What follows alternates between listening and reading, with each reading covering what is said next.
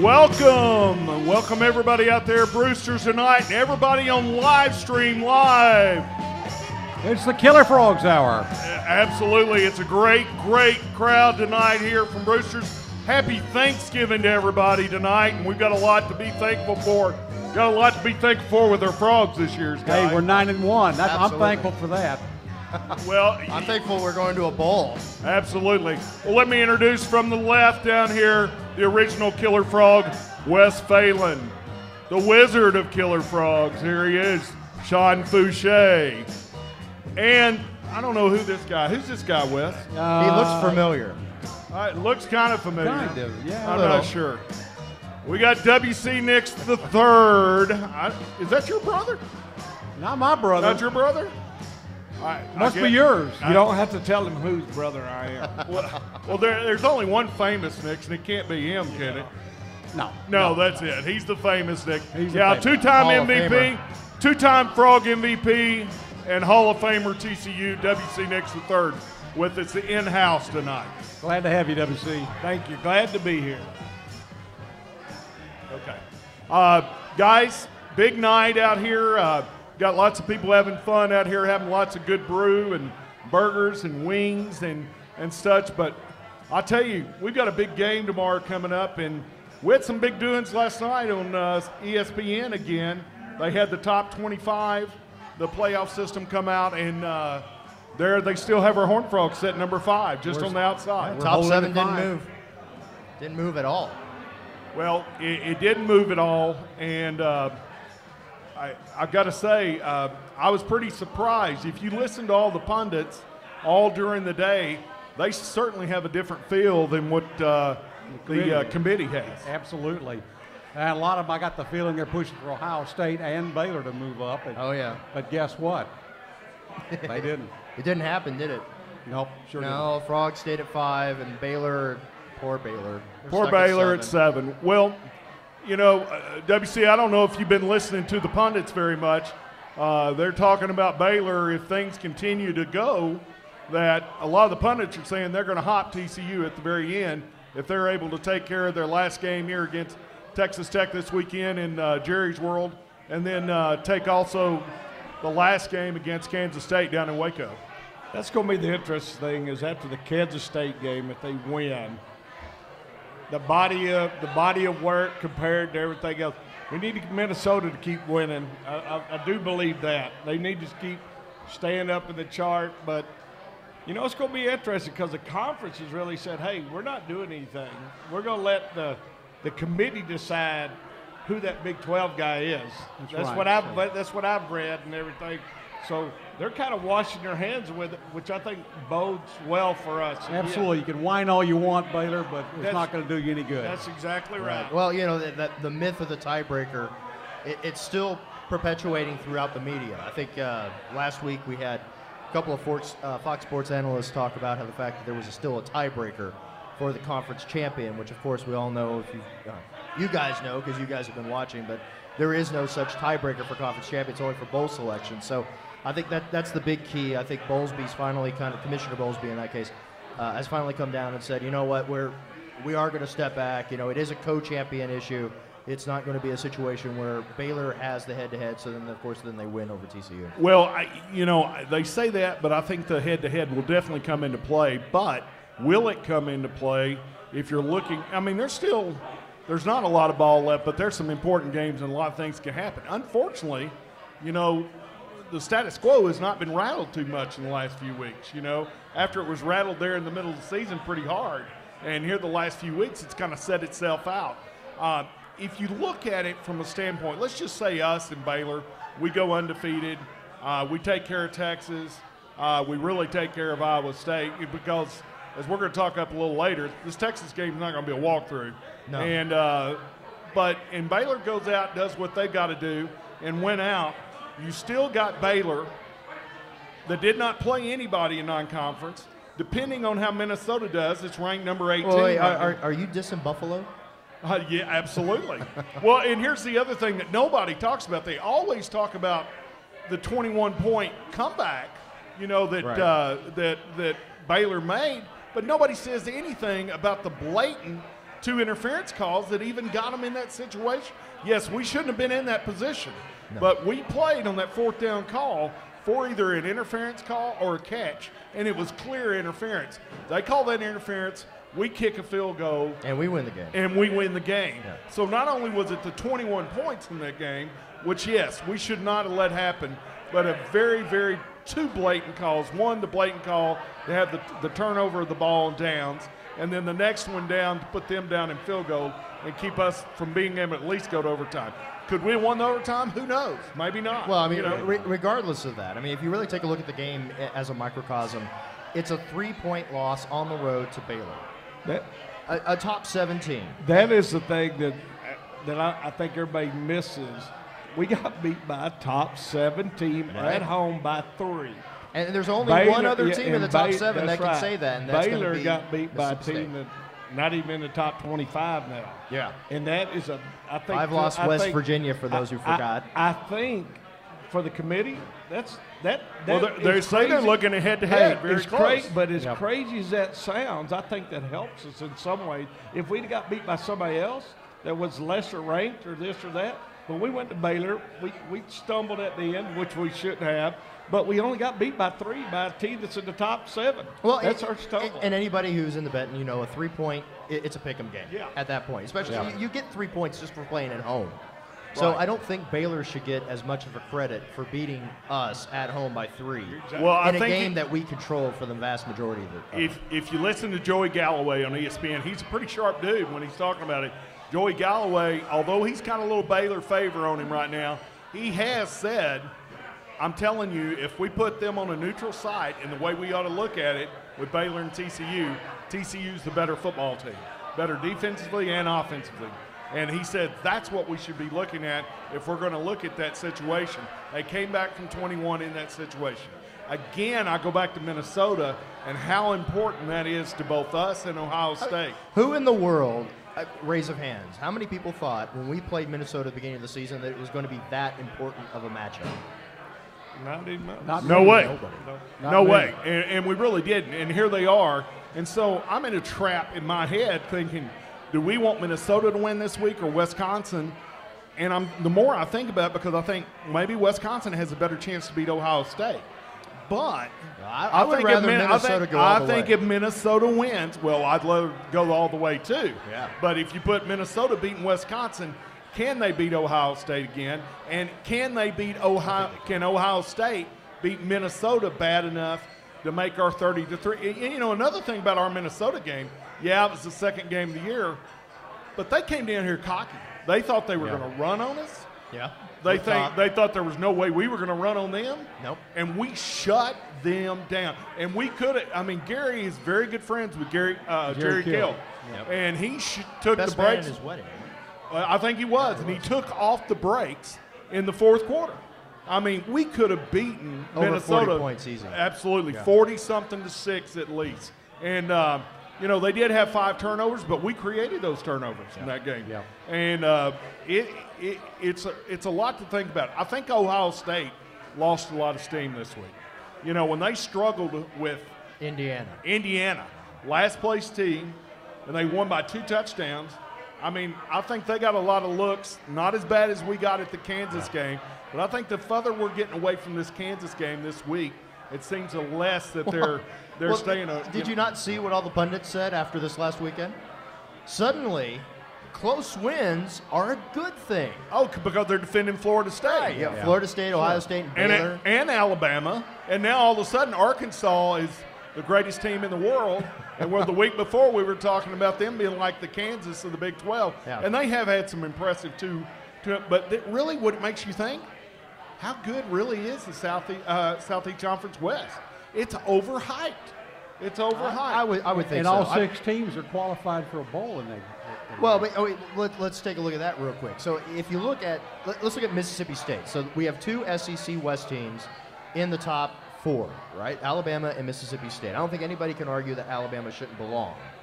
Right. In the top 4. No, now, I don't argue that. And everybody, all the pundits are saying that, you know what, if Mississippi State wins out, they should be number 4, and then that's it. However, just real quick, let's take a look at that. If Mississippi State wins out, you're going to end up with a team in the top 4 that didn't win their division, didn't win their conference, finished third in their conference, in fact, played one less conference game than anybody else, and had an out-of-conference schedule that was just as poor as Baylor. In fact, they played 4 cupcakes instead of 3. That's the thing that people overlook is they're out of conference in the SEC. Go look at some of their teams. No, they're Go horrible. look at- they're horrible. But they get a pass because they get a pass. everyone That's believes that exactly everyone right. else in the They SEC get the West pass. is amazing. Hey, I want you to answer this. What happened if Florida State gets beat? And what happened if Mississippi State gets beat? And what happens if Alabama gets beat? Now, what happens there? Now, we will talk about the matchups that are coming up because we got the Iron Bowl, right? We got I mean, that the coming next up, 2 Mississippi weeks, State, the Egg Bowl. It could happen. it could happen. I mean, honestly, I will be honest hope with you. it My does. top 4 right now is Alabama, Oregon, TCU, Baylor. But would they dare? Would they dare put TCU, Baylor, Ohio State? Oh, and, yes. and I think they will. and Oregon. I think in the they top will. 4. I mean, think and they knock will. the SEC completely out, put 2 Big 12s in. That would be juicy. But because there is going to be a meltdown. And here's what's really fixing to come into play. And they're already starting to harp on it. Billy Tomliny's in the house. There we go. What he really starting to harp on is this having a conference championship game. And they're they're going to play that out that last weekend hard on us when we're playing Iowa State and there's these big games happening that day. Well, yeah, they are. But I'll be honest with you. I enjoy the round robin system. I really do. I mean, there's nobody else in the country that could say that they have played against everybody in That's their right. You don't conference. miss anybody. That's you don't. exactly. I think it's almost better because you can't go back and say, well, you didn't play them or that other side did play them. Right. We played everybody in their conference and at least one time. I mean, what would have happened if Alabama and Mississippi State had to play Georgia?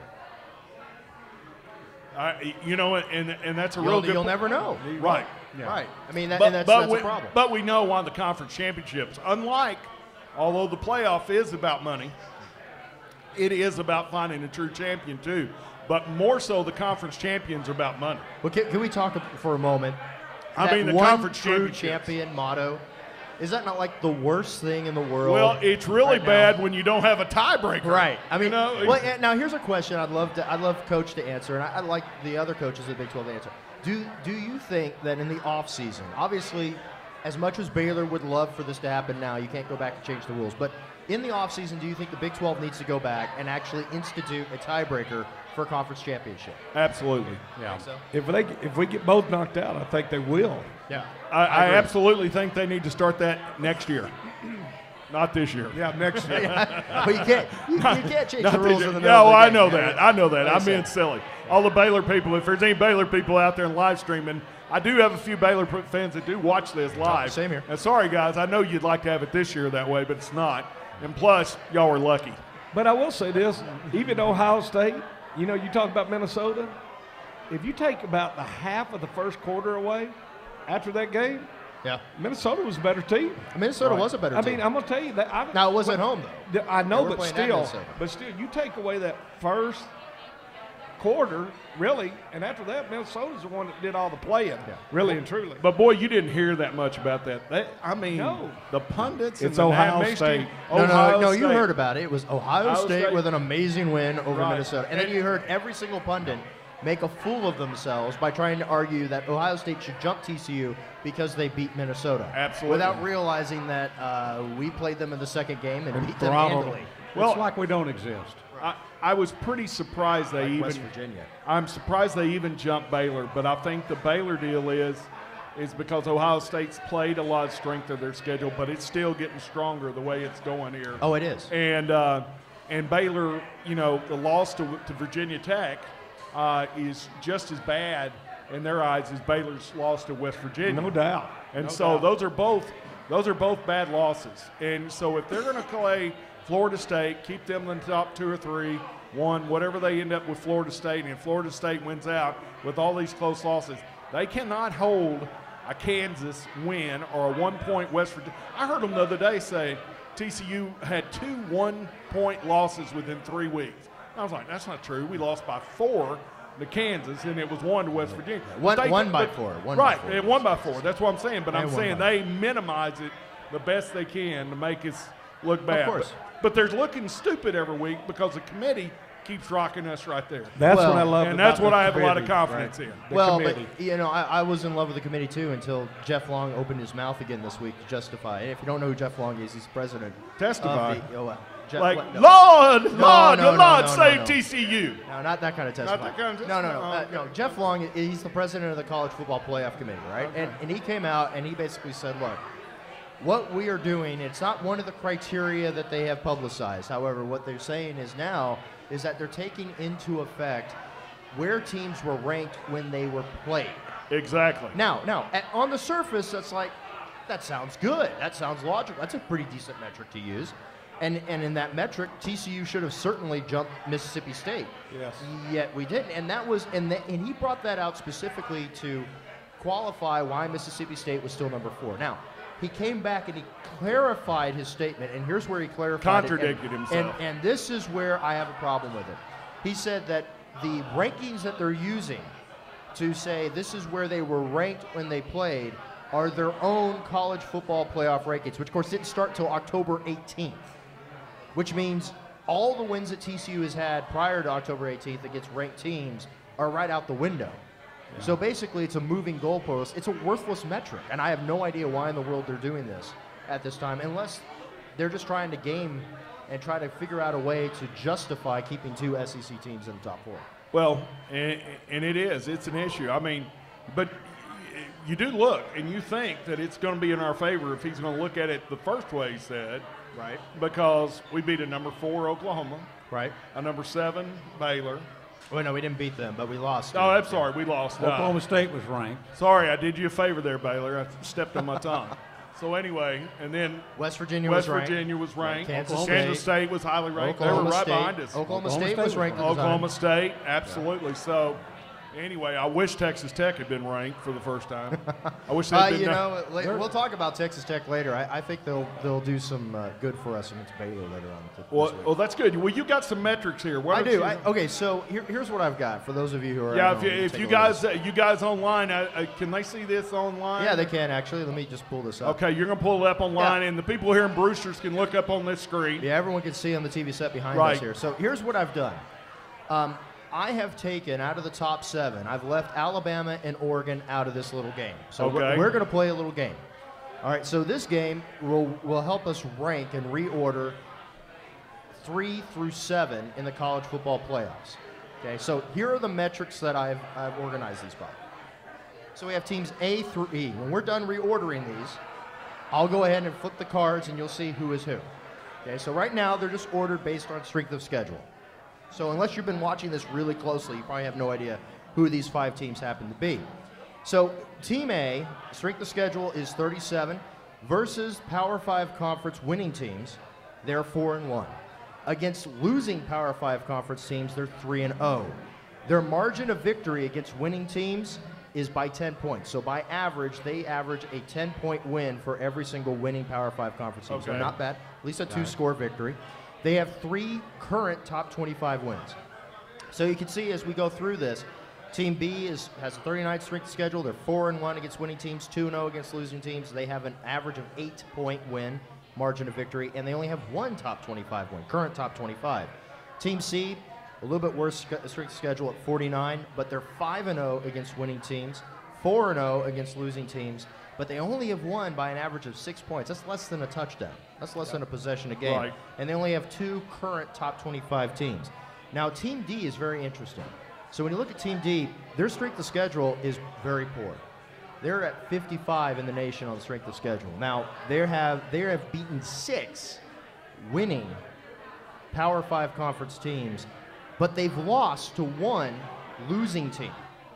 I mean, that means a team has lost at least 6 games or more. Their margin of victory, though, is the largest of any of the 5 remaining teams at 19. I can guess who that is. Well, and here's the thing about this. They have 2 top 25 teams. One thing you do have to know about this team I didn't put on here is they've played a lot of 6 and 5 teams. So those count towards the winning Power 5 conference teams, but they're 6 and 5. And then finally, Team E has the worst strength of schedule. They are 3-1 against top top-rated Power 5 teams, 3-0 against losing teams. They have a margin of victory of 11 points, a little bit better than Team A, and they only have 2 top 25 wins. So here's the thing. We can reorder these teams however you guys want. So you let me know which one of these 5 do you think should be number 1 or the top team. Woo! You're putting us on the spot here. I am. Wow, I tell you. Jeopardy theme. Yeah, this is a Jeopardy top. We need dun dun dun dun dun dun dun. What do y'all think out there? Y'all watching this? What team should be number 1? Anybody paying attention? Yeah, we got a lot of people. They're all thinking. I see them out there thinking. Come on, Mike. Anybody know which team should be number 1?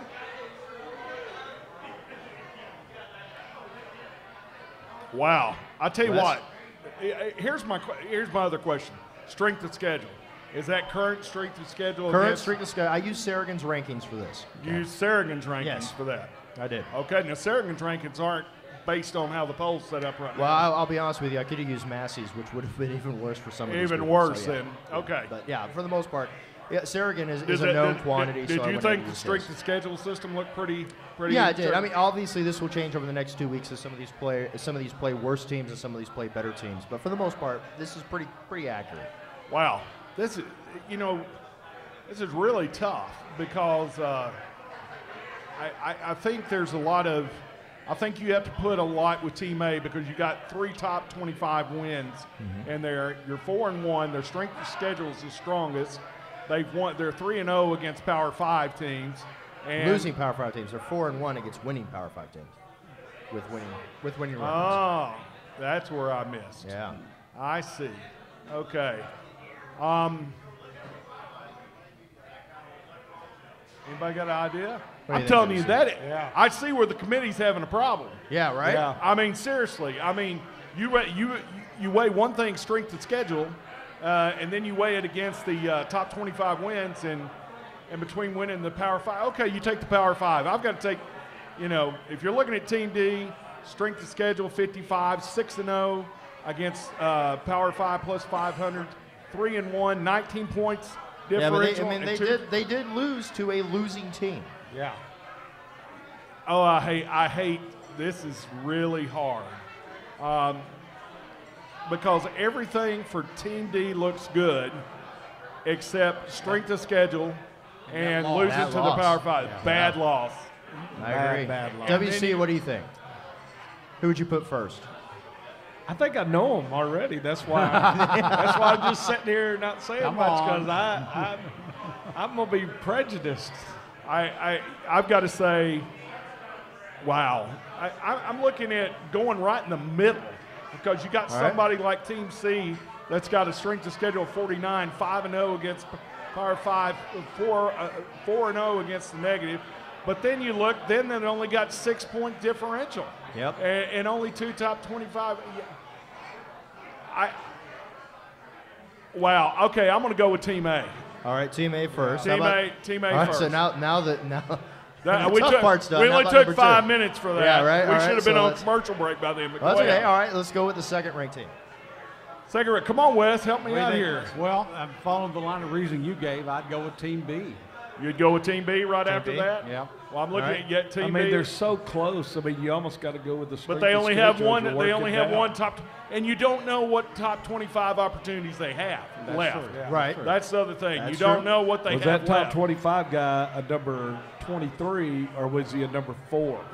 That's a. Current top 25 I know, team. and that Yeah, makes it interesting. that does make it interesting. And these are all one-loss teams. These are all No, one of them is One of not, them is not a one-loss team. One of them's undefeated. Okay. Well, So you know who that is. I I hope you That's do. Marshall. Yeah, I got Yes, that. exactly. That's Marshall. Right. Well, I'm definitely not putting Team C as number 2. I can assure you that. All right. I'm thinking that. Wow, 3-1, 5. I've looked at this a lot, so I What do you see think? where Tim? you're going. What would you do then? What do you think, would be Team number two? 2? well, I think I know who the teams are. Well, Well, what- say it. tell You- us, I who gave would one, you do you number give 2? two. You get number 2. You give 2. Who would you put number 2? I'll probably end up putting B at number 2. Okay, put B at number 2. All right, well, they're already there. How about Wes? What do you think number 3? I'll go with C. Say, all right, number C. We're just going right down the strength schedule. You guys are cheaters. Now, I've got to turn around here. What do you think? Where would 3-1, 6-0. I might put D at B. At number 2. D and E. I might put D up there just because they are undefeated. Okay? D right there? And they have two. They have the same amount of top 25 wins. They're undefeated on both sides. And now I know their point differential is only 6, but still, they're undefeated, and they've played top 2. There's only one other team out there that's played one more top 25 team. That's why I'd put them at A and number 1. Okay, let's let it roll at that. Let's see who it is. All right, is everybody okay with this schedule right Let's here? See who it is. All right. Let's see who it is. All right, so let me put this back so everyone at home can see this. Here are your winners. Oh, wow. Wow. So according to y'all, TCU should be number 3. Ohio State should be number 4. Mississippi State should be number 5. Florida State number 6. And Baylor, sorry Baylor fans, 7. Well, you know, I don't have a lot of problem with that.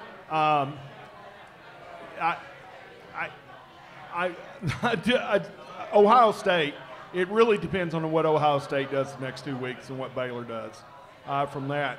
But it was pretty clear cut to me that, you know, I thought it was going to be Ohio State. I was thinking Ohio State was the I wasn't sure West Virginia. West Virginia's got a winning record, don't they? Yeah. So that's why they went to 3. We're never going to get away with that because Florida State's got to lose, or they're going to let them stay in there. But I think it's an interesting thing to look. Absolutely. All right, guys, let's get ready to cut for break here right now. You got anything else after this to show about the top 25 after we're done? No. Okay. No, I think. Well, I mean, we could talk a little bit more about that if you want to, but I think we. Well, we're going to get over and we're going to talk a little bit about Brewsters and WC the second segment. And we'll get in, but let's go on and you want to cut to our little. You know, some of you guys seen this commercial a million times.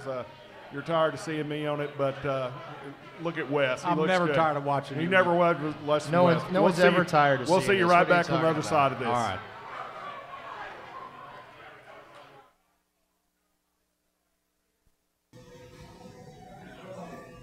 Hey, Killer Frogs, I'm here at Brewster's today.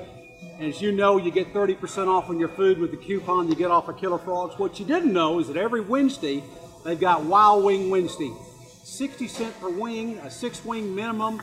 You got 4 different flavors to choose from: buffalo, barbecue bourbon, Thai chili, and the famous Caribbean jerk. Speaking of Caribbean jerks, I'm going to have one myself right now. Go Frogs.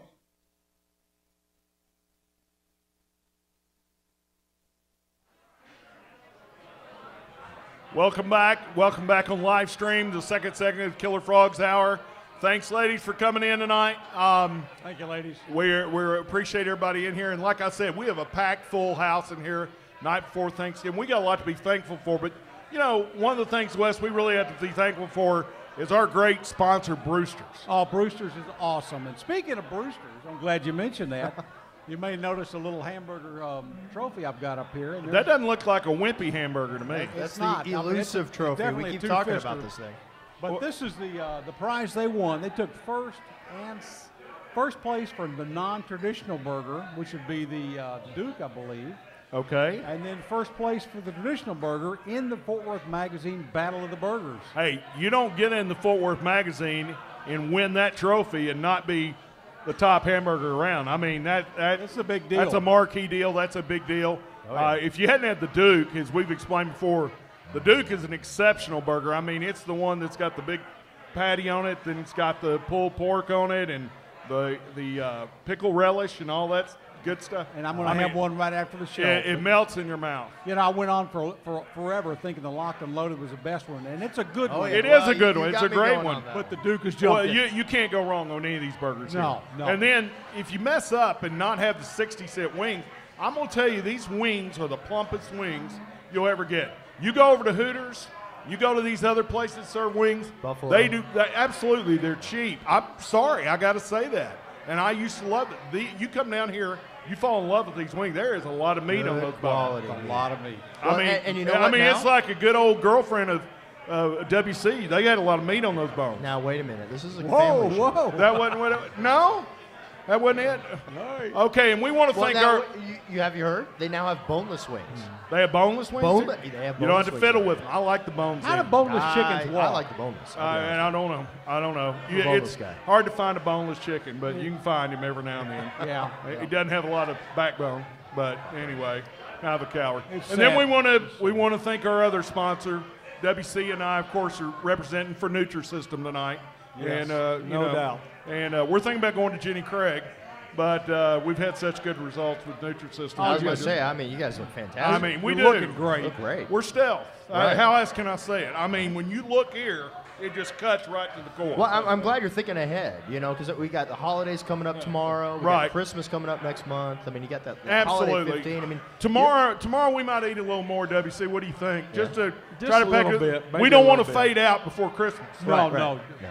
Okay. Don't Well, wanna do that. as most of y'all know, WC is my brother. I don't know. I still think I need to go get a blood test done. But I wish anyway, you would. I Oh, wish you anyway. would. But we got WC Nix here, the third, and we're going to talk a little bit about WC. WC played at TCU from 1984 to 86. Yep. And then you were a graduate assistant. But let's go back a little bit and let's talk about you were, I know we were raised in Saxe, Texas, and you went on a little tumble here in your life. You went around on a little moving around. You went from, Wiley, Texas, and went to Bossier City, Louisiana. Is that right? Yep, I've been to Bossier. I've been to Garland, to Mesquite, to Bossier, And then back to again to Saxe. Is That's that right? Exactly right. And I didn't take all those rides with you. No, If you you hadn't figured didn't. it up, our parents split up, and so one of us took a ride with one for a few I years. was a traveler. You were the traveling man, and but we were always close, and we got about 4.5, 5 years difference between both of us. Yep. And so WC, he went to Wiley, right? I went to Wiley now, High School. Now, why did you go to Now, Wiley wait, instead of going? this is your brother, and you have to keep asking him, right? Well, Is that how? Wait, now wait a minute. I forgot. Wait. I've been Who going was your along mother with this. again? My mother, well, that's debatable. You know, I don't know. No, I'm kidding. Mom, if you're listening, we're sorry. We're just having fun. But anyway, you went to Wiley High School, and how come you went to Wiley instead of going to Garland where I went? Because I'm smarter. You're smarter. We won't even go there. Well, I think There's that's obvious. no debate. But the There's no truth, debate. but the truth about this, my brother, I was on football scholarship at TCU, and I was a spare tire there. I did okay, but nothing at all to speak of. And you know, WC, he was pretty small. I mean, what'd you weigh your senior year? Well, my freshman year in high school, I was 5'6", 130 pounds. See, I told you we were My brothers. senior year, I was 6 foot. I played at 6 foot, 190, 195. And played tackle.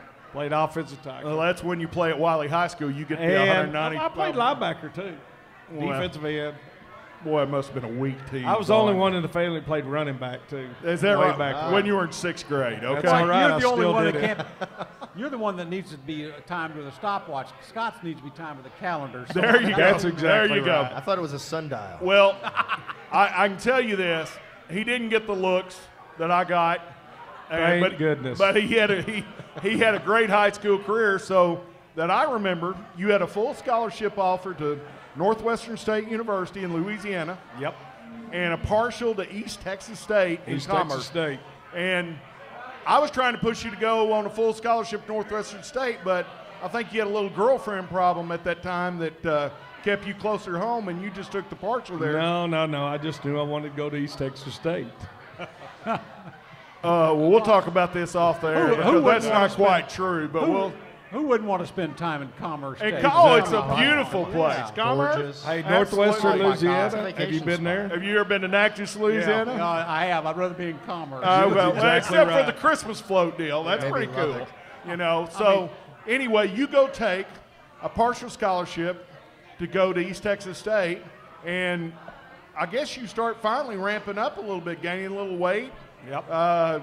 working on the weights and stuff, and seems Got like 3 square meals a day finally. 3 square. Well, we had to fight for meals at our house. Well, look, I Yeah, lost. no, y'all. Well, I know you who- hadn't lost any lately. I'll tell you that. know who Maybe, won. maybe not Yeah. lately, but we Okay. know who won. Yeah. But anyway, you went to East Texas State, pumped up there, and you were starting your freshman year at offensive guard. Is that correct?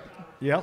So you went through there and you played with some pretty good players. You had a guy named Alan Weingrad that played for Green Bay Packers. Is that correct? And the Cowboys. He And the finished Cowboys. his career at the Cowboys. Right, and so pretty good lineman you got to learn from and get in there with, and had some guys that were really serious about lifting weights, kind of like I was back then. Oh, yeah. We had a group of guys. If you were going to be an offensive lineman, defensive lineman, you were going to lift weights. And you just didn't have a choice. And you had some old-timey, you had some characters there. Boley Crawford, the coach there. Oh, yeah. There's Old crusty guy, right? Yeah. There's nobody like Boley Crawford. Boley I promise Crawford. you. And I wish I could tell you a few things, but We I can't put promise them on you air. Can't put them on air. Can't put them on air. So you had a good freshman year there. You come in your second year, and actually East Texas State has a really good year, and y'all are playing against Jim Wacker and Southwest Texas State at the time, now Texas State, and y'all are playing them for a conference championship. Is that correct? That is correct. And how did that come out? We lost. but You lost. We okay. did lose. We Okay. lost. Y'all did lose, but Well, you, that allowed him probably to get the job at TCU. okay. Well, that's true. Well, Coach Wacker did go from there and came to TCU, but what happened after that was, you made all conference in the Lone Star Conference that year, right? Yes, I did. As a sophomore. And so I had played with some of the guys that WC had played with. They were younger guys, and I told WC, I said, if you ever want to have a chance to do something kind of big in college football and maybe have a chance to play in the pros, we talked the summer before your junior year, and I said, I guarantee you if you can transfer and you come to TCU, you can start here. You'll have to sit out a year, and you can earn a scholarship. And is that the way it happened? That's exactly the way it happened. That's the way it happened, and I didn't think he'd go for it because our dad. I like how you're taking all the credit. Well, no, I'm not taking the credit. I I'm will just give him credit for this one part. But, right wait, here. You're telling me Big Brother was right about something? Big brother. He was right about this one thing, only because it was about me. Well, Put I'm his gonna faith write- in me. This So- needs to be written down. So I took little brother over here by my chicken wing, and I took him over to see Jim Wacker and Coach. Who was the other coach? Coach Thornton. Coach Thornton. No, Coach the Coach running Perry. back coach. Coach Perry. Coach Perry. And He I was told bigger him, than all the other Yeah, I players. told him how big. How big were you then? You were. I was my height down. I probably weighed about 270. Yeah, 270 my butt, about 280. Okay. And anyway, he went from there and he said, well, I took WC over. He seems to be everything you say, but we got to get him released from East Texas State. Plus, we had to get our father to sign off of it because he had been put on full scholarship at East Texas State, and he was going to lose his scholarship and have to go at least one semester at TCU without a scholarship. He said he'd give me a year. Yeah, and our dad said a year, and so he decides to do it. He leaves East Texas State, leading that offensive line, comes over here, and I knew that he had made the right decision. I was listening to WBAP when the lineman had started, and Jim Wacker came over there, and he said, I believe our best lineman this year won't even be able to play. He's a transfer from East Texas State. And I was like, woo, just don't get hurt in the fall so you lose his scholarship. So pretty good fall because that was the year, your transfer year when you got set out. TCU went to the Bluebonnet Bowl. They sure did. 1984, right? 1984. 1984. And so tell us a little bit what you thought about going from East Texas State University and transferring to TCU. Well, the thing was, is you get over there, everybody's a good athlete. I mean, you get on the field, you have good athletes, you have some great athletes, actually, and so, the best thing that might have happened to me is that whole first semester is I got to go get the first team. I went out down on scout team. I had to go on scout team, and I actually made some deals with the coaches. I didn't like to run. I know it's hard to believe. Yeah, tell them about the coaching deals you So I would tell them, I'd say, hey, I'll go get the first team as much as you want me to in drills and practice. So you're running scout team, yeah, right? I'm running Because you're scout transferred, team, right? And I'd go first team over here. I'd go the first team on the other defensive end. I'd slide down defense. I'd go up and down the board. But at the end of practice, when everybody's running, I got to go over there and sit down. So you didn't have to do running drills. I didn't have to do running drills. That was a great deal for me. Well, you were such an endurance runner. Yes, exactly. The other thing I got to do that was pretty neat was I told them, you know what, I played for 2 years. I don't want to dress out. It's going to kill me. You know, just have to sit on the sideline. Can I do anything else? They told me I could come up into the press box and stat. That was the first time we kind of figured out we're going to have to work some things out because you don't really get the true meaning of what coaches are saying to you. You don't hear everything. And all of a sudden, about the second, third game, it wasn't going very good. And there were some things said up there, and all of a sudden they all looked at me like, I was like, I didn't hear anything. I mean, I promise I didn't. Well, but that was a great experience. Great experience you got, and they treated you right. They took you down the bowl game with them. Is that correct? Yep. So treated me good. I don't know if it was illegal. We were doing a lot of illegal things back then, but they even gave you a bowl ring, didn't they, or bowl watch or something? Bowl watch. Bowl watch and stuff. So you got to be part of that experience. Yes, I did. So you got spring, you got there for the summer, and then your first real year coming up, your junior year, and there's a lot of expectation coming up for the 85 Horned Frogs. A lot of people had you guys picked to win the conference that year. Yes, they did. Tell us a little bit about what happened. And then and then that's when the big scandal started with some players that were being paid. And actually, our running back, Kenneth Davis. Did they give you that 67 Impala? Yeah, exactly. Okay, I just want to make sure. I got some yogurt from Yogurt Eyes. Yogurt Eyes. Okay. Scott said you got a Cadillac. Not a bad Yeah. So Kenneth Davis, Right. actually went in and turned himself in and told him, hey, I've been doing this, blah, blah, blah, I feel guilty. And then it kind of snowballed after that. It ended up being about, I think, 7 players total. And then, you know, when it was all said and done, Coach Wacker had 2 ways to go. We could have just fought it and kept quiet, or you just go do it. Well, the way I remember the story going is Jim Wacker really didn't think anything too much was going on. He said, come in and talk. And then when people came in and talked, like Kenneth Davis, it was like, oh, my goodness. Well, that was his deal. He thought he was running a very clean program. I mean, he really did. I mean, and so he's like, hey, I told him NCAA's out investigating everybody in the Southwest Conference. I told him, bring it on down. Come talk to us. We're fine.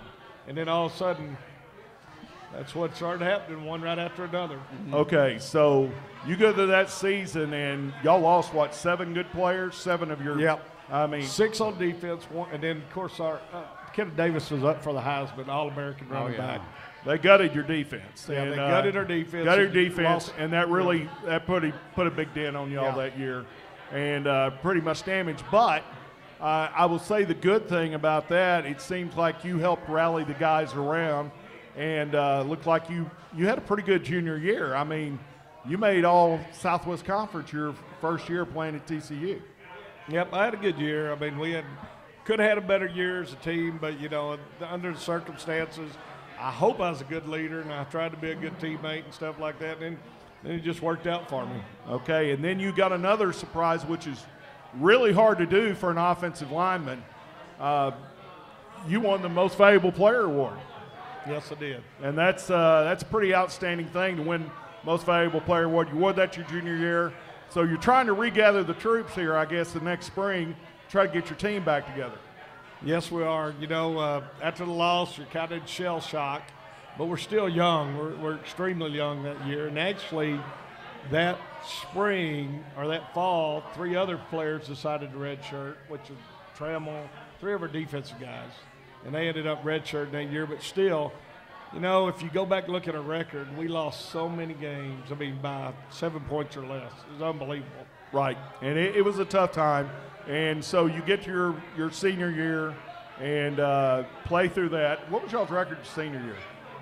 Wasn't very good. No, I think it was 4-7. 4-7. And we were leading 5 of them games. In the fourth quarter, we were actually leading the 7 losses. We were leading going into the fourth quarter. And you had a lot of hype for your senior year. You were preseason All Southwest Conference again. Yes. Got to do that, and you backed it up. And other than getting hurt late in the year against Texas, you missed the last part of the Texas game, and I think the last game of the year against A&M your senior year. Was that your senior year? No, I was your No, junior that was year. my junior year. Junior year. Well, see, I'm his brother, and I don't even know that stuff. But Junior anyway, year. that was his junior year. He lost that and did that. But your senior year, oh, yeah, what happened that last game against A&M and Kevin Murray?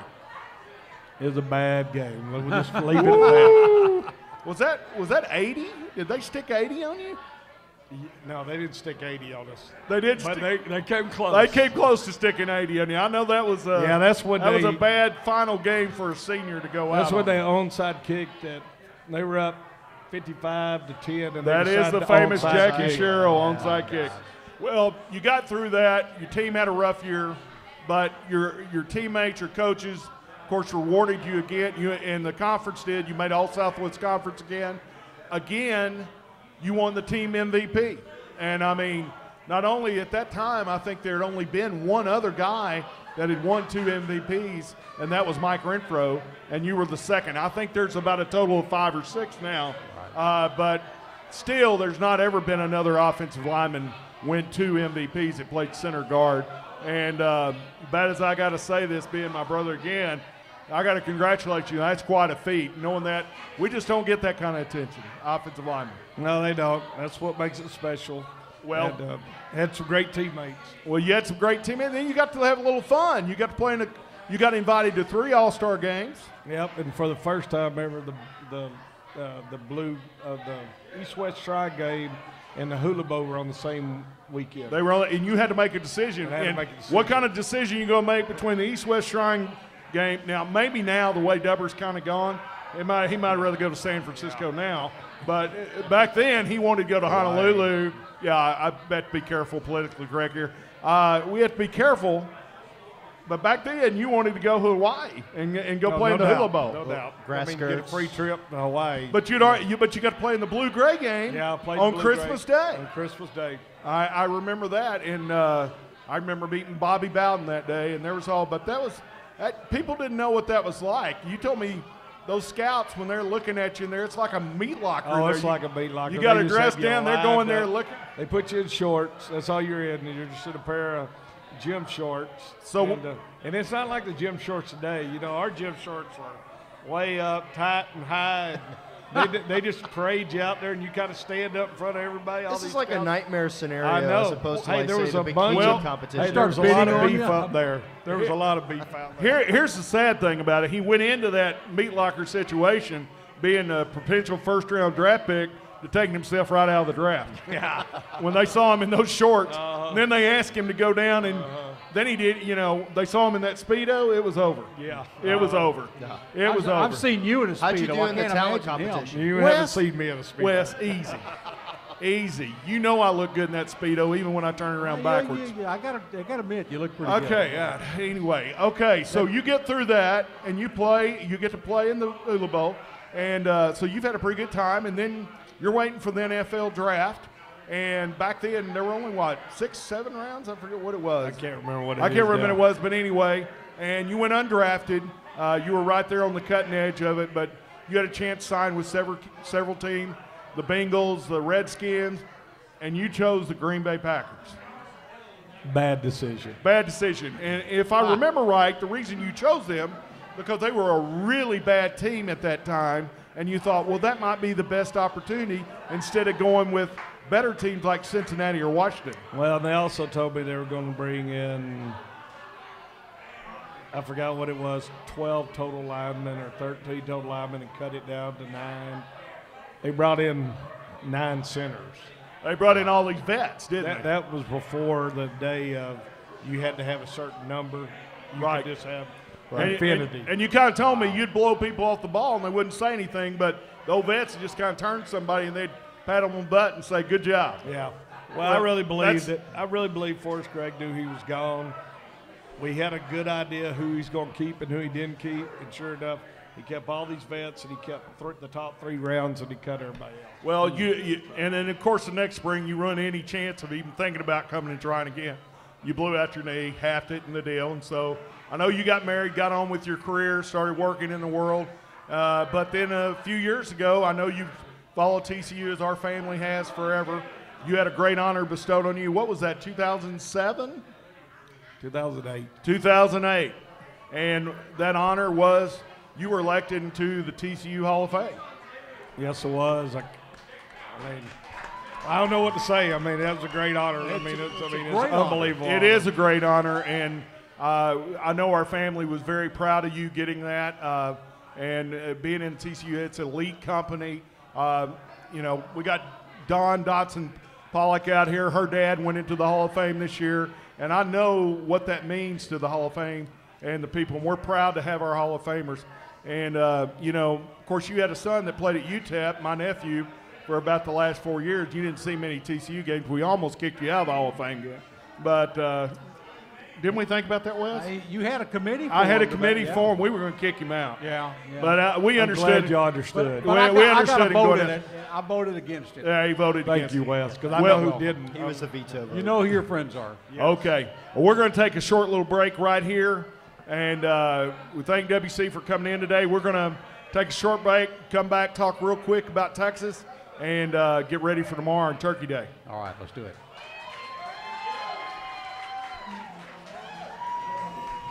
Hey, Killer Frogs, I'm here at Brewster's today. And as you know, you get 30% off on your food with the coupon you get off of Killer Frogs. What you didn't know is that every Wednesday, they've got Wild Wing Wednesday. 60 cents per wing, a 6-wing minimum. You got 4 different flavors to choose from: buffalo, barbecue bourbon, Thai chili, and the famous Caribbean jerk. Speaking of Caribbean jerks, I'm going to have one myself right now. Go Frogs. Okay, we're back, and what's the world's worst commercial? We definitely need a new one, but it's about certainly I something. like it. Wes looks good. I still have heartburn. Thank you, I still WC. have heartburn from all those wings. Those were the greatest wings. I'll tell you, that was impressive to sit there and watch you eat every one of those. Every things. one of them. It was. It was. a feat. I've seen that before. It was a work of art. More than once. Well, this last segment's going to be about Texas, but Sean, you said that our live stream viewers lost the feed when we had our chart up earlier. Yeah, so you had taken so long trying to vacillate between who you wanted number 1 and number 2 in that poll that I had, that little game. They saw they missed the reveal. They missed the reveal. Yeah, Let's show the reveal real quick. I'll bring and this is back how it up. came up. So here was the order that we had chosen, A through E, and so this was the finished result. And there it is. And there it is, right? Yeah, Yep. you Team know- A, TCU, Team D, Ohio State, Mississippi State, Florida State, and then Baylor. Wow. That's impressive. Oh, it sucks to be you, doesn't it? Yeah, absolutely. All right, That never guys. gets old. Okay. Well, we got the big one this tomorrow. Tomorrow at 6:30 on national TV on Fox Sports 1. That's right. And Killer Frogs, we got a 56 passenger bus going down tomorrow. I think we got a few people out here today that's riding on that bus. We're looking forward to that. We're going to leave at 1 o'clock, and we're going to go invade Austin. Get down there around Get 4 some o'clock. brisket Well, for Thanksgiving. I think that's right. Some ribs off Bevo, huh? Yeah, that's right. That's right. Well, let's talk about the University of Texas. University of Texas. First of all, let's give them a little respect. Little respect. I could go with that. There we go. That's a little respect for the University of Texas.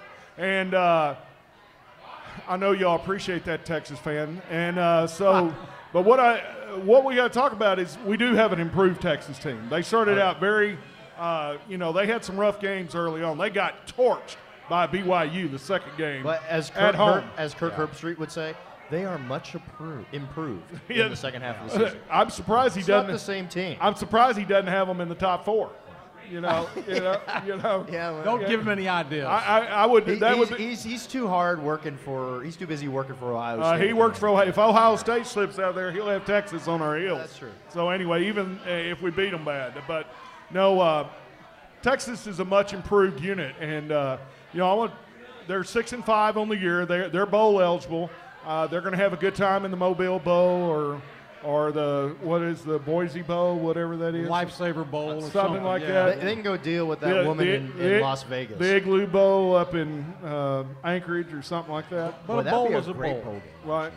Really? Oh, all right. Well, maybe they'll just open up the Baylor Bowl, the toilet bowl down there, and let them go there. They can go right up There you 35. go. That way they can just do that. But they do have a young quarterback there, Tyrone Swoops, and he really struggled this year, but gotten better. He's had 2,152 yards passing, 12 TDs. He's got about a 58% completion percentage, and he's averaging about 195 yards a game. But he is their third leading rusher. Yeah. So he's somebody we're going to have to watch out for from that end. He has gotten better more and more with his experience. Also, they have they're pretty much two running back system. You can't really take apart. They're a little different in style, but they're basically the same thing. Their numbers are very comparable. Senior Malcolm Brown, and then you got, Jonathan. I can't believe that I really want to. I want to beat the test. Yeah, I mean, it really is. I mean, Jonathan Gray, TCU wanted him so bad, and the locals wanted him, and he went to Texas. We had him for a bit. But now he's a junior. Is that correct? Is he a junior now? Yeah. So this week, if we beat him now, that'd be 2-1. He can think about that and then beat him again next year. It'll be 3 games. Oh, yeah, absolutely. Yeah, so we'll just take that for what. But they're averaging together around 58 yards a game, not really a whole lot. They've had about 1,400 yards together, 13 TDs together. You would think for such great running backs, they would have a better game. But I think that reverts back to their offensive line. Their offensive line this year lost very poor. Yeah, they're very poor. They're very young. They were put together.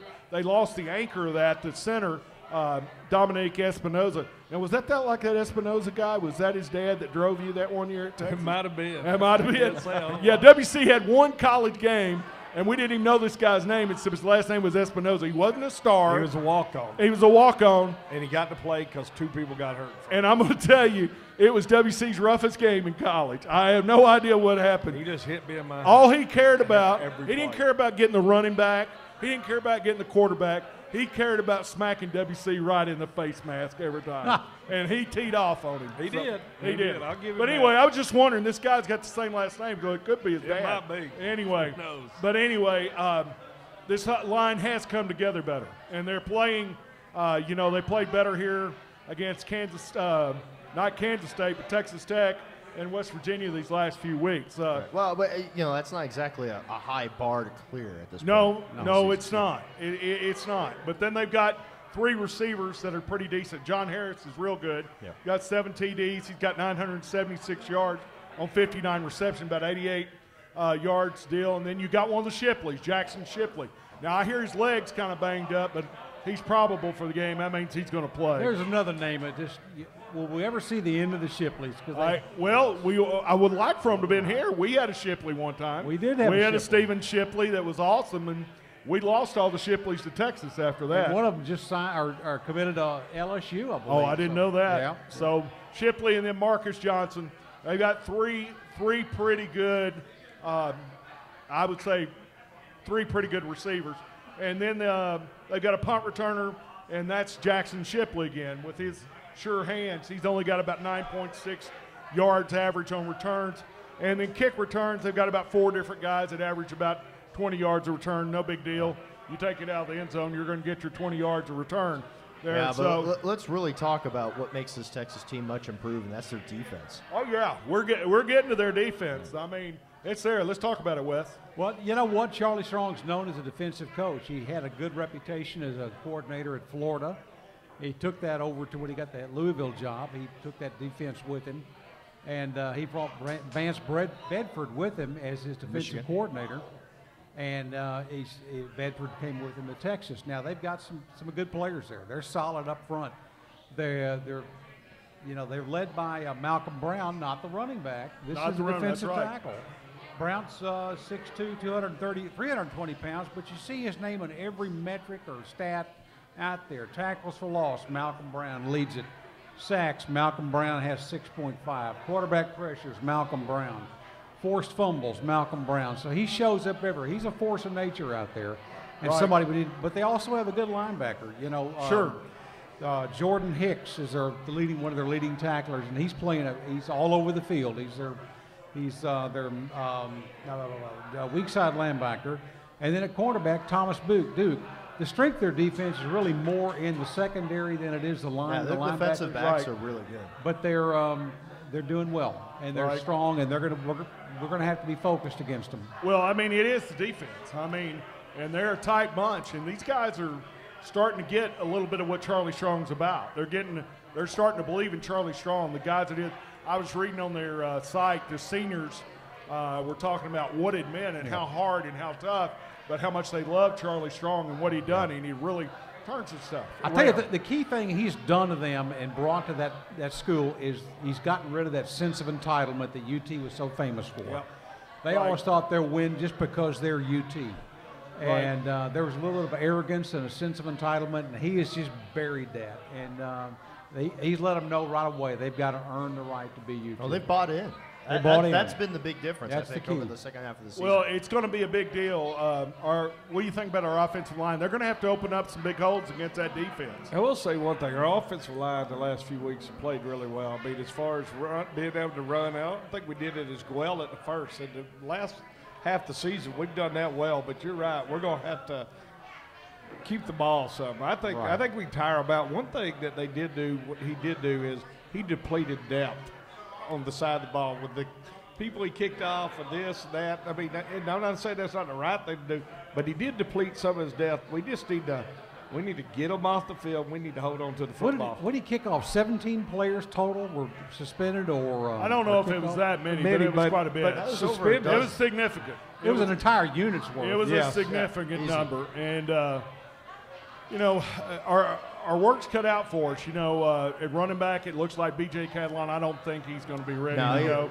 Based on what Coach was saying yesterday, here's I don't have the audio, but he said specifically, he made it a point to say that by the time we play our bowl game, we'll be back at full strength. Right. He also made it a point to say that Gray will be back. So that's definitely a positive. And that's key for us. And he said, BJ's kind of day to day. I honestly if you take in consideration what he said about the bowl game being full strength for the bowl game and what he definitively said about Gray, to me personally, I think that we should not expect BJ to come back between now and the end of the regular season. No, and nor, I mean, we do miss the facet. I'll tell you what BJ's really good is catching the pass. As we Absolutely. saw at the Baylor game on the long pass on the trick play. But Aaron Green has Phenomenal stepped pass. up and That's taken over the slack. Aaron Green's made me a believer, but I tell you one person we probably are not going to see until late in the game, and that's TJ. No. Oh, after that fumble in the Kansas game. No, I don't and that think was we're the gonna see fear. him. People were like, why are we not seeing TJ? And then, Now and we then have an he answer, got in there against unfortunately. Kansas, and that's what they were scared of. And Patterson But- always but said, he's- you'll he- see him when I can trust him. And that's right. But he's got through that, and that was a good learning, and we survived it. Yeah, we did. We survived it. We did take a little hickey, but we did survive it. Our other one Speaking of is hickey, we didn't do Deontay. it. Hicks. Yeah, we've got Deontay, though. Deontay Grayback. Deontay Grayback. But even though Patterson's saying he's ready, I'm not sure he is totally ready. I'm not sure that we're not going to see him back on the field, but I'm not sure we're going to see him at full strength. Just a little birdie put something in my ear that he may not be full. I just think this open week helped us so much because we went. What did we do? 8 games in a Yeah, row. 8 straight Eight games. straight Yeah. games. and Murderers getting Row. yeah, and we went through Murderers Row. The conference And- has done us no favor on No, schedule. and so we went 8 straight games. We're going to be about as healthy as we've been all year. Absolutely. This week. Now the thing I think too is I just keep thinking. I know Texas has gotten better, but if we play good, they play good. We're better than they are. I believe Absolutely. that. Absolutely. I Without a believe doubt. that. Absolutely. I believe that straight up. And then I really believe that the defense and their offense not even comparable if we play, because I don't think their offense could code up to our defense. They're kind of going into the teeth of what we do good. They're wanting to run. We'll see. They're going to want to run like Minnesota wanted to run. Yeah. If we shut that off, hey, if Swoops is having to throw, we're ready good- for 'em. We're in good shape. ready. They are a much better And you- running team than they are a passing team. I mean, but they're still. I mean, they're 76th in the nation rushing, and 78th in passing. Yeah. I mean, Swoops early on. That's what contributed very much to their low ranking. But I agree with you. I think that they're playing to our strength, and we're playing to their weakness because while their defense is fantastic and very much improved. They're ranked in almost I think 26th or 27th in the nation as far as total defense. Their rushing defense though is in the bottom half of the nation. I mean it is very poor. And I think if the offensive line has the kind of game that they've been having, and Green shows up and Hicks shows up like we we've been seeing in the past couple of weeks, I don't think we'll have too much of a problem with. Well, the weather's going to be nice. It's going to be football. It's going to be great. It's not going to be freezing and raining. Not going to be this time, freezing and raining. It's going to be 60-something. We know there's a big crowd coming out of Austin supporting the Longhorns because they had their tickets up on Living Social this week. Could you believe that? Oh, yeah. Oh, yeah. University of Texas had a deal on Living Social to buy their tickets. Oh, no, that's when have you that's ever embarrassing. heard that? That's embarrassing. I mean, that's not standard UT. I mean, No. they're I don't not wanna hear backing. attendance smack That's talk not backing anymore their from horns. Longhorn fans. But truth be told, all these games are old rivalry games. They're old Southwest Conference rivalry games. Yes. But these kids don't really know that. They know the Texas now, and they're not afraid of these guys. They went down there 2 years ago and beat them. Last year was a freakish deal with that weather game, but they beat us. I mean, they did. We did everything wrong that could possible. But this is a new year, and I know I talked about this several weeks ago that I was more scared of this game than I was the Kansas State game. And I know, it's funny. You remember when LT, we talked about that. Yeah. He said, don't worry about these big games. He said, you better worry about the Kansas and the Iowa true. State. Yeah, he called Boy, it. did He he called call it. that? Yes, Did he he did. call that? I mean, LT knows a little bit about his football. You think? Okay, well, we've talked about all weekend about Texas. What's the games we're going to go? Let's pick some games here and then pick the Frogs, and let's get out of here and get ready for Thanksgiving. All today. right, so conference games. So we'll save the big one for last. Okay. But, all right, so we have West Virginia at Iowa State. Oh, boy. Oh, well, What do you think, Wes? West Virginia. You know what? I think that's not going to be a hard one. I think West Virginia will roll over them. Well, now wait a minute. what's the weather? Now wait a minute. Remember, Baylor lost to West Virginia, which does exist, by the way, for those talking heads out there. West Virginia is a state; it does exist, and Baylor did lose to them by 14. Now, considering that Baylor lost to West Virginia by 14, do we really want West Virginia to win this game? That's a good question. We not want, but we just think who it is, and I've got to think West Virginia's going to win the game. Yeah, we are rooting for Iowa State. It'd be great if we could play Iowa State next week. It'd be great if they came out. Absolutely, we need them to win. Yeah, what do you That'd think? be great. That'd be great. What's our next one? All right, next one. Kansas at Kansas State. The battle for Kansas. I think that's pretty easy. Yeah. There's too much on the line for Kansas State. A Bill Snyder team's not going to be overlooking. Nope, He's not too at all. disciplined. They're not going to be overlooking for Baylor. They know they have to take care of business one at a time. They'll take care of Kansas a lot more handily than we did. Yeah, absolutely. Yeah, and I think that'll actually play into our favor. If Kansas State can actually whip up on Kansas, I think this is going to show once again that it was a bit of, I hate to use an RG3 term, but a fluke when it came to how we actually played Kansas. All right, so the last one in the Big 12, other than our game, which we'll come back to at the end, is Baylor at Texas Tech, but that's actually a misprint because this is being played at Jerry's World. I wished it was in Lubbock. I wish it was in Lubbock, too. Because I think there would be a little tougher game. They'll have some fans there, though. It'll be, it'll be a Tech crowd. Well, Baylor doesn't really travel very well, does it? No. So what do you think? Baylor at Texas Tech at Jerry's World. Well, it's obvious you've got to go with Baylor. Texas Tech is not a very good team this year. No. However, again, this is another rivalry game. These two schools hate each other. Yes. And I mean they hate each other. Who doesn't hate Tech? I know, and that's why they're playing this game probably at Jerry's World because of the rivalry that's involved. Yeah. And so they expect, because of the rivalry, a big crowd in there.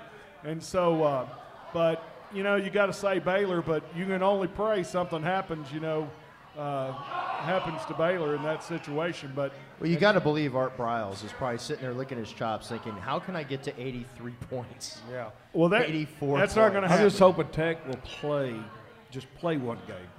Step up and play. I hope so, too. Just step up and play. They've got nothing else to play for. I mean, they might as well at least, do us a solid here, right? Exactly. All right, so we'll come back to TCU at the end of this, but now let's go through the top 7 of the college football. All right, playoff. let's run through All right. So we already talked about Baylor and Texas Tech. So how about Ohio State versus Michigan? Oh, boy. And this is being played, I believe, in Columbus. Ohio State's going to win by 17. Easy. Yeah. I'll go with that. The only thing, people are thinking the players love Brady Hoke, and he's going to be looking like he's going to go out for Michigan due to the poor year they've had. and that they're going to play really hard for them. You know, I just don't know if they're capable. I don't know if they have enough. Again, though, you cannot throw a rivalry game out the window. No. I don't, look at the games we lost to SMU when we were a lot better this last. It kept us out of 2 BCS bowls. Hey, Michigan would love nothing more to put Ohio State down and shut them down right now. Wait, if it was being played in Michigan, I'd agree with you. Right. The fact that it's going to be in Columbus, I'm gonna pick Ohio State. Yeah, okay. Absolutely. That'd be pretty big. All right. All right. So we'll skip over. Go number 4, Egg Bowl, Mississippi State, Ole Miss. Now, Ole Miss last week got blown out of the stadium, 30-0, right? But their quarterback was injured, but he's coming back this week. He will be back. Bo Wallace is a good quarterback. Of course, and, you know, Mississippi State's 4-1 the last against them. I know. I mean, It's I going to know be how hard. I want to win. But Yeah, it's going to be hard. It's right. It's hard to pick against Mississippi State. Right. You just can't do it. We were talking about this last week with, Florida State. We were doing the same thing. We keep talking every week about who we want to call it in to do it, but I don't see it happening. I see Mississippi State taking Ole Miss. But I think it's going to be a close game. I really do. I think it's going to be a It's close another rivalry Well, game. without their top receiver? Yeah, that's it. I think it's going to be a close game. All right, Wes, what do you think? Well, Hugh Freeze has done a tremendous job of recruiting there. He's resurrected that Ole Miss program. And for sentimental purposes, and you guys know what I'm talking about, I'm going to go with Ole Miss. I know. Yeah, absolutely. And so, Ole Miss. Ole Miss. Yeah, I'm going to agree with Wes. I actually am going to agree with Wes. I here. hope you're All right. I think I hope this you're is because it's going to be played at Ole Miss. Okay. It's not going to be played at Mississippi State, and I think Mississippi State is reeling a little bit given what's happened. And yeah, they played very well last week, but once again, it was against a cupcake. Yeah. So Hotty Toddy takes it all. there you go. There you go. Hotty-toddy. All right. All right. So then we come up to Florida State, number 3, against Florida. Now this is going to be played at Florida State. This is the one I'm thinking about picking That's Florida. exactly what I'm Really? thinking. I am. Yeah, I'm thinking Florida's going to get its stuff. Florida's got. I tell you what we're looking at here. We're looking at a Texas-type team in Florida. They've got the talent. Yeah, they If they can put it together. But And they don't they're have on the a, coach. They're on a pretty good streak. They should have won that game against Well- South Carolina. Wasn't Will Muschamp the coach in waiting at Texas? Oh yeah, that's not going to happen. Will Muschampson, he'll be a coordinator somewhere next year. I'll tell you what. Before Will Muschamp was declared fired from Florida, I would have agreed with you. I would have said, Florida's going to play their best game. They're going to try to knock off Florida State. I don't know what it's like in the locker room right now for Florida, but at this point in time, I think the best chance to knock off Florida State is going to be the following week against Georgia Tech. So I'm going to pick Florida State in this game. Okay. You know what? I'll go with that. I like Okay. that. All right. All right. Of course, they'll win at the last second with a field goal. So. Yeah. Why change things? All right, number 2, Oregon at Oregon State. So the battle for Oregon. I don't know what they call this game, but I call it an Oregon win. No question. I think so too. No question. They can play their number 2s and win this game. I'm handily. just telling you right now. I think in the battle of the beaver and the skunk or duck or something. I don't know, something like that. Beaver and ducks. Yes. Oh, ducks, Yeah. not skunks. Ducks. Okay. Ducks. All right. Got the All right, mascots. and finally, number 1. This is the Iron Bowl. Number 1 Alabama versus number 15 Auburn, who hasn't really been looking very good over the last couple of weeks. No, they haven't. But I think again, rivalry. I just Auburn pulled off the impossible last year. At the end. Now it'll be hard to repeat that feat again. And this is at Alabama. Yeah, that's what I was going to say. It's at Alabama. I think Alabama wins this game. If Alabama's going to get knocked off, it's probably going to be in the conference game. If I that's agree gonna with happen. that. Yeah, I think Alabama's going to win out. I don't think there's anybody left on their schedule that's going to really pose much of a threat. Why possible? I If, mean- if Georgia wouldn't have lost their running back, Yeah, if they wouldn't have lost their running back, they maybe. could have challenged Alabama. Maybe. I'm buying into Alabama this year as being the true Alabama. They're back, but Okay. but like you said, this is a rivalry game. You don't know what's going to happen. If this was played at Auburn, I'd probably give Auburn a 40% chance of winning this game. The fact that it's in Alabama, I say it's probably closer to 25% at this point. Okay. All right. So this brings us to our final game. The final one, number 5. Wait a minute. TCU Wait a minute. What? Wait a minute. I didn't get to weigh in Oh, on that I'm one. sorry, Wes. Hey, this is a big game. The Iron Bowl. All bets are off. And since my daughter went to Auburn, this was for you, Julia. I'm going to pick Auburn in this game because I think they're due for a good game, and it'll come this weekend. War Eagle versus Roll Tide. I go War Eagle. All right. All right. What do you do when Auburn plays Ole Miss? Oh, that's a tough one. Okay, don't put me in that spot. That's what I thought. Okay. So that does bring us back to the final game that we need to pick. The final game. Number 5 TCU versus the University of Texas. Correct. You love me doing this now. She's not even watching. We've got a Texas girl out there. It's a big TCU fan. I don't think there's anybody on this panel who's going to pick Texas. So why don't we go with predictions? WC? 35-17 TCU. All right. That's real close to what I'm looking at. That's why I went first. I know. I'm going to say 37-21. I'm going to pay homage to their defense. We're going to win 37-17. Yeah. Well, I've already predicted. I said, it's going to be a 27-24 victory for TCU. Well, if we do that, it depends on how strong Texas plays, how much whooping. People say we need some style points against Texas. It's Baylor racked them up pretty good, 28-6 or what that was it down there. But again, the argument goes both ways. Back then, now, we want that argument for us in the front. They want it for them in the front. That's the debate that goes on. And I'm telling you right now, I just hope and pray we get out of there with a win. I'm right there with you. That's what I'm looking for. And healthy.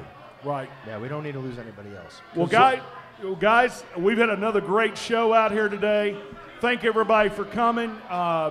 Everybody in live stream for sticking with us. Sorry about our interruption on live stream. Sean will have up a complete replay of that later, and it'll be in its totality, have it in there. We want everybody to have a great Thanksgiving. We got a lot to be thankful for, Wes. We do. We Absolutely. do. We've got a great fan base through KillerFrogs.com. We've got great support out here with our fans and friends that come down here. But, it's all in homage to TCU and our alma mater and what it means to us. And we just got to, like I said, the kids have got to play good tomorrow and follow their instructions. The coaches have got things, the kids listen to them. And I think if they play their ball game, we're going to be fun. And everybody's going to have a great Thanksgiving. And we want to wish everybody out there happy Thanksgiving from Killer Frogs, from Wes and I. And we want to thank WC for coming on tonight, our guest. We appreciate that. We give you a $50 gift certificate from Brewster's, and you can hand that back to me, from Brewster's and Killer Frogs. And I guess to complete another show, we'll see you in December next week for our final game, and hopefully we're taking the road to the Final Four. And that'll be December 3rd. That's a special day. December 3rd. Oh, yeah. Somebody's got a birthday on December 3rd.